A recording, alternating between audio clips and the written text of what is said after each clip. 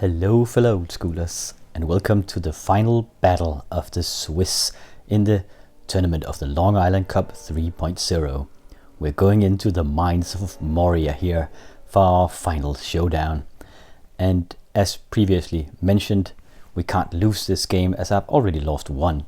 I might make it in if I lose because of the standings at this point and because it's the final match. But there's no telling because we are 65 players or something like that. And when there are so many players competing for the same 8 spots, it's the competition will just be fierce, and there will be some guys with like a perfect record.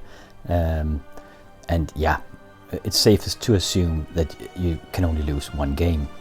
And in a very thematic and epic fashion, the one guy standing in the doorway in the way for our top 8 spot is Factory Control, that we've seen a bunch on the channel from the previous tournament of the Eel Castle Cup 1.0, where we followed a bunch of his games, and I haven't even made that tournament report. I haven't finished that yet because I'm awaiting the last few games getting posted to me.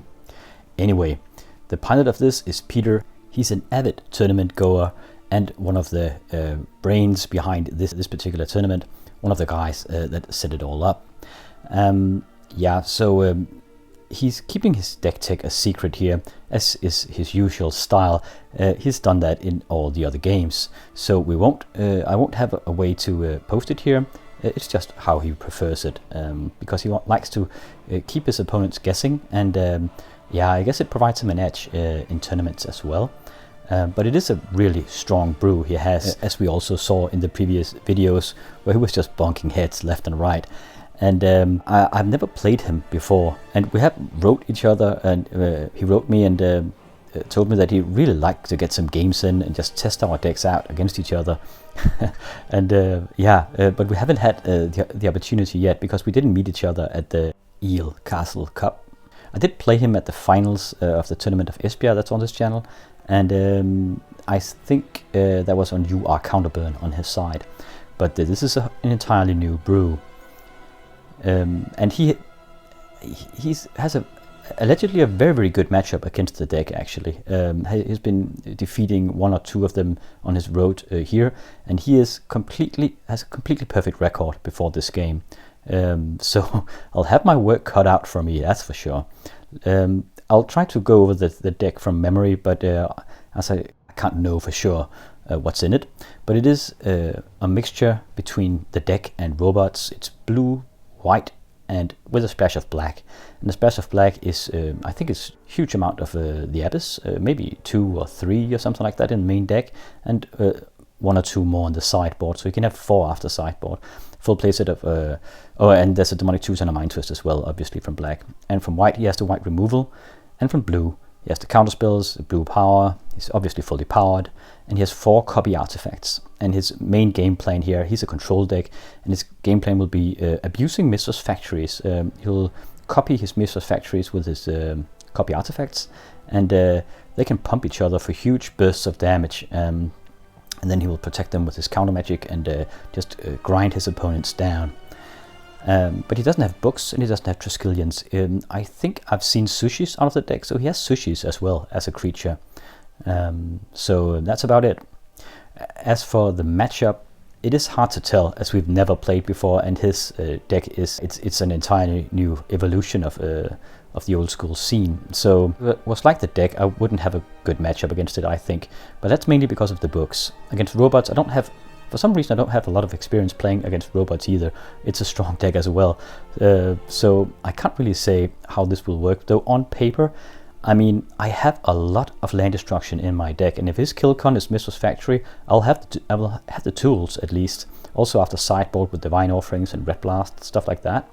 And I won't have a lot of artifacts that he can copy. I could consider taking the Sushis out so he can't copy them. Because usually when he's playing against many of the other tier 1 decks like robots in the deck, he can just ride their artifacts by copying their books and Triskelions and stuff like that. But he can't do that against Composition A. But I have no idea how it will fare. I mean, he is, as said, he has a perfect record before this one, and it is very lethal, very controlish. So we'll have to see. This is the maiden voyage, composition A, coming up against factory control. Let's get it on. And we have Peter on the left here, on his factory control. And look at those emblems. We both won that. It's a long story. Flipping a coin here. Okay, that's nice. And I'm starting off at 21 points of life, getting all the edges I can here. That's obviously a mistake. Yeah, but those Chaos Orb emblems, there was a game where we had to drink shots and flip a Chaos Orb 50 times. And oh, he's mulliganing here. I think we played that the night before this night. I can't remember, but we're both getting a bit tipsy anyway at this point. He's mulliganing here. Let's see if he keeps this hand at least. You can see his hand here. That's quite nice. Lots of mana. Mulliganing again here. Wow. Okay, aggressive mulligan. He likely considered that he didn't have enough. I mean, he didn't have enough power, and I mean, the mulligan game is an art form in itself, right? Because there's so many equalizers. He can draw into a draw 7, or he can draw an ancestral recall, or a balance, stuff like that to equalize it. But he needs to mulligan down to 5. That's pretty damn brutal.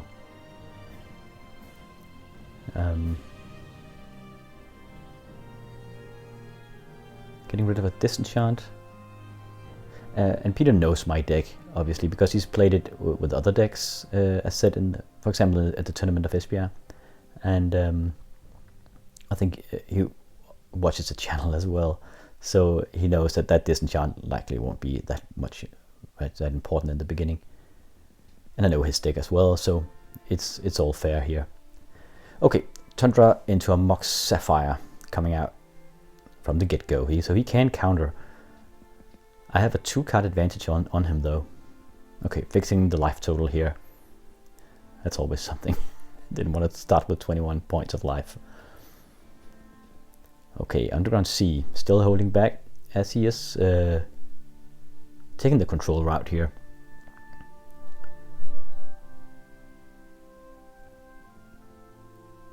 My god, we're talking a lot. I'll skip a bit forward here.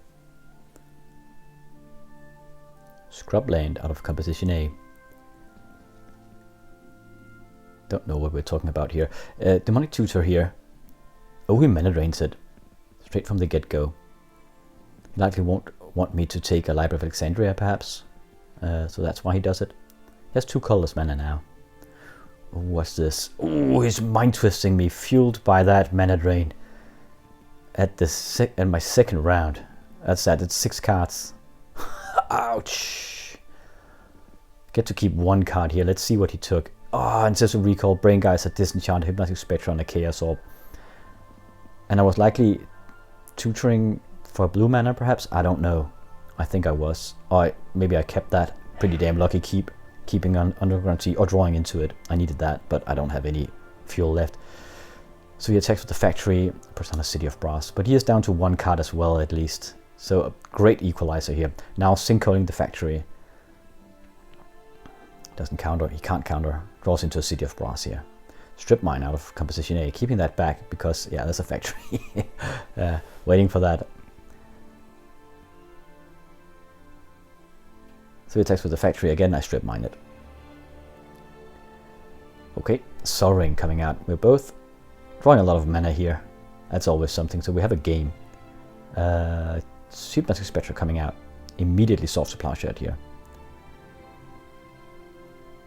Look at his hand, Sol Ring and a Mox. He's got nothing, man. So much mana. But yeah, it's well played here, just keeping back with some of it. It's the same style that the deck does usually, where they try to bluff you, even though they don't have anything. Just to represent the counterspell. Hypnotic Spectre coming down here, and a Factory from him. A Mox. And a Sol Ring. Okay, getting it out now because he knows I'll pick his hand. He can't remove the Spectre at this point. Spectre coming in, Getting in for 2, taking a card, a Tundra. Not the best pick, but there weren't any picks. That's all lanes. Syncoding the factory. That's what I'm talking about. So many answers against those factories at this point. But I mean, it's also because he hasn't drawn that much counter magic yet. Spectre coming in again here, taking a plains. Our factory out of composition A. Another land. Okay, that's pretty crazy. Activating the factory, coming over with the Hypnotic Spectre for 4 points of damage here. Alright. I'm passing the turn back.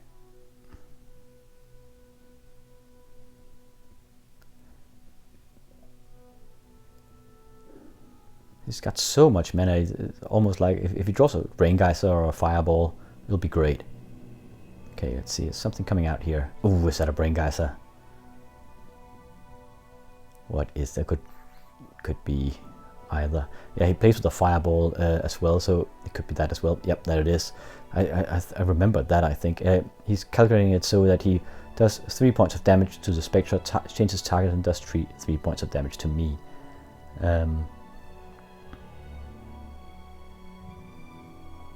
Yeah, okay, so we just counted up. He doesn't need to tap that much land, but he needs to tap the City of Brass for the red mana. He has splashed red only for that Fireball. I still have the factory at least, so coming in for 2, putting him down to 9. Ooh, something coming out here. That's the first Yusum Jin of the pick. Strip Mine from him. That's decent. I mean, he can't block the Yusum Jin. He has no cards in hand. As in the factory, he strip mines it immediately. Yusum Jin comes over, 5 points of damage. Now he needs to draw some out here. No, it's a lane. It's insane. So I have a Disenchant in hand though, so no matter, he couldn't get a blocker out. He needed an Abyss or Swords to Plowshares. Amazing, so much mana flooding here. Almost feel bad for Peter, but he did mulligan twice. And Mind Twist my hand, so perhaps I shouldn't feel that bad. Anyway, lucky break for Composition A, taking that first game. A bit of a steal with that much mana flooding on his part. But these things happen. So round number 2 here. Let's see if Factory Control can equalize the score. I think he's kept his hand this time.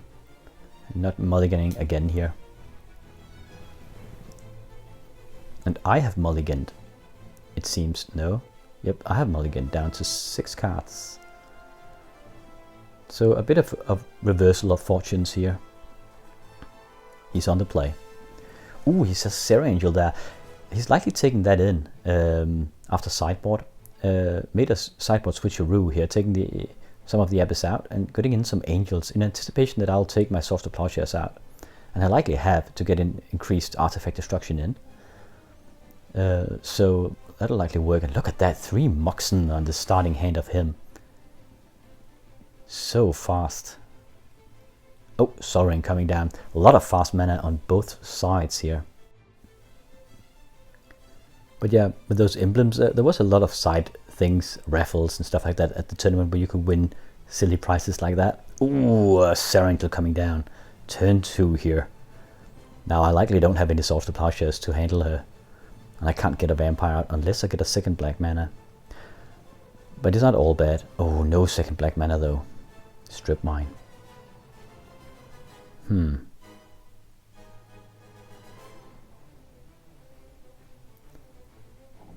So I'm balancing here. Okay. So I need to discard a card. Underground Sea. And oh, that's why I played the Strip Mine. I did have more black mana. I like this play. He won't be able to cast another Serengil here. Because I Strip Mined his Tundra. And he can't counter. And I've balanced, so a bit of mana starvation here, at least messing with his colors at least. Because I saved that Strip Mine up. There's a Mace of Ith though. Even more Spectres, trying to overwhelm the Mace of Ith. He has a copy artifact in hand, but and a Disenchant. I don't know if I've taken my Sushis out. I kinda hope I have. I think that would be correct. Maybe? I don't know.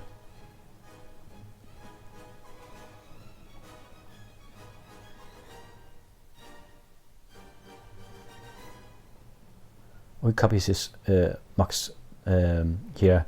Wants to get a Serra Angel out, I think. So he has 2 white mana sources again. But that Tundra, it held his entire mana base together in colors. Now disenchanting my Sol Ring. Trying to delay me here. So coming in the 2 Spectres. So amazing. One of them, I pick a card. That's a counter spell. Nice pick. Sushi coming down. Okay, so I I didn't really thought this through, apparently. I don't think the sushi should be there, but perhaps, I mean, if he anticipates I take the sushis out, I mean, it's all a mind game, right? So I attack with the sushi and 2 Hypnotic Spectres. He mazes one of the Spectres to what is happening here? And then he's blocking my sushi? Yeah, okay. I think he took too much damage. Did he take 6 points of damage? I think we're getting a bit tipsy this late in the evening. Jusumjin coming down. This is like an onslaught here. And he lost his regrowth, so he time walks, digging for an answer here. I mean, the damage potential of this is incredible. He has a Swords to Plowshares. He should I should take the Jusumjin, I think. He takes the Spectre though. The reason why I think he should take, because there's already a Spectre, and he has many outs against the sushi. He can copy it with a copy artifact, or he can disenchant it. I think he should have taken the Jusumjin, but he knows his deck best. So he mazes the Jusumjin here. Spectre gets in another Jusumjin. Look at this composition, it's just relentless. Yeah, he can play a Serra Angel, but it won't be enough. It's just too much damage too fast here. Wow. So pretty damn, I mean, surprising that it was like this, 2-0. But I think I was incredibly lucky in that first game when he was mana flooded like that. And it will take a lot more games to figure out how these 2 decks will handle each other. It's only the first 2 games, but rock and roll, man.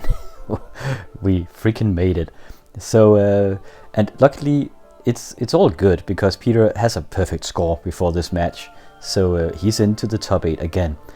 And I want him, aside from the fact that I really want him in there, I also want him to take out the decks because he's he told me that he has a good matchup against that. So I'm just hoping to avoid those and let him handle it and meet someone else, but we'll never know. Next up, it is the quarterfinals of the Long Island Cup 3.0, and we made it in. Actually made it in quite handily. I think we are well seated for the upcoming top 8. And next up, I'll go back to the random camera and take the 2 last games of the Swiss there, and after that we'll dip into the top 8 for Competition A's quarterfinal game. I'll catch you there.